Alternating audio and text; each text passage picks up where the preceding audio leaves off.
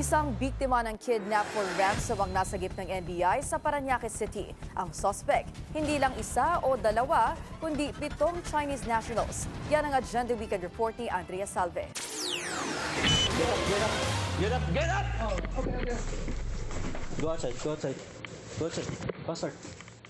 Isa ang lalaking Chinese na ito sa mga naabutan ng NBI Organized and Transnational Crimes Division sa isang condominium building sa Parañaque City. Kasabwat nito ang 3 pang kapwa Chinese sa umano'y pagkidnap sa isa pang Chinese national kapalit ang 2 milyong piso. According to the requesting party, ang kanyang kaibigan daw supposedly ay dinidetain sapagkat tumanggi ito na makipagtulungan o magtrabaho para sa isang business venture in Cambodia. They're actually verifying kung anong klaseng trabaho itong pinipilit siya na mag-engage in.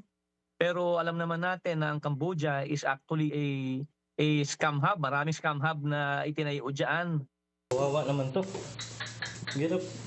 Sa kasagsagan ng entrapment operation ay nasagip din ang biktima na natagpuan ng mga operatiba sa CR ng kondo. Nung buksan yung comfort room, nakatali yung kanyang paa, nakatali yung kanyang kamay, at talagang very visible yung mga injury sa kanya.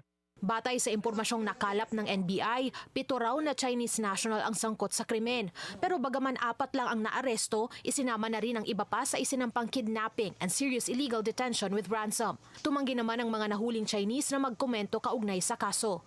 我不知道发生什么，当时我在房间里面看电视，在一个出租屋里面，我不知道发生什么事情。 Patuloy ang pangangalap ng impormasyon ng NBI hinggil sa insidente habang nasa kanila na ring kustodiya ang mga nahuling suspect. Para sa Agenda Weekend, Andrea Salve, Billionaire News Channel.